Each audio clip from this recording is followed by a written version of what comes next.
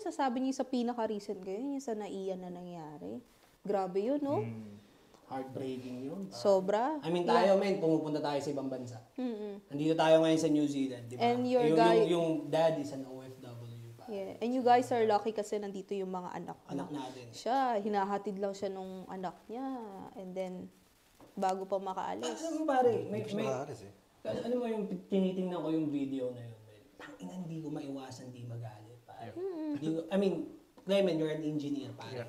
Tingnan natin to, men. Oo, What the fuck are bollards, bro? Yes. Alam niyo ba kung ano yung bollards, bro? I take Di ba? that.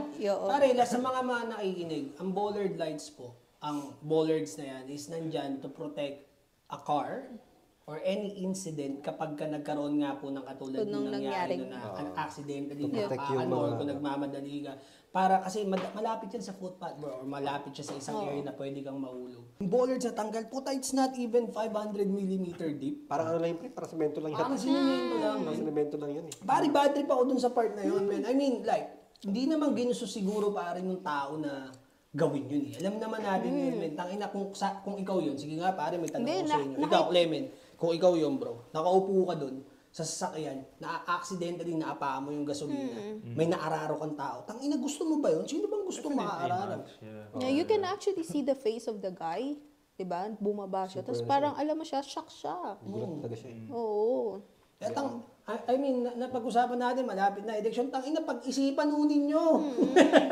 Sa problema kasi pre, matagal na kasing ganyan yan eh. Yung mga sasakyan nakaharap sa pasukan ng Pero airport. that's the health and safety na ginawa nila. Pare. Dapat talaga kasi yung mga bollards doon Is talagang properly installed. Ikaw ba, pare, as an engineer, man, ano masasabi mo doon, bro?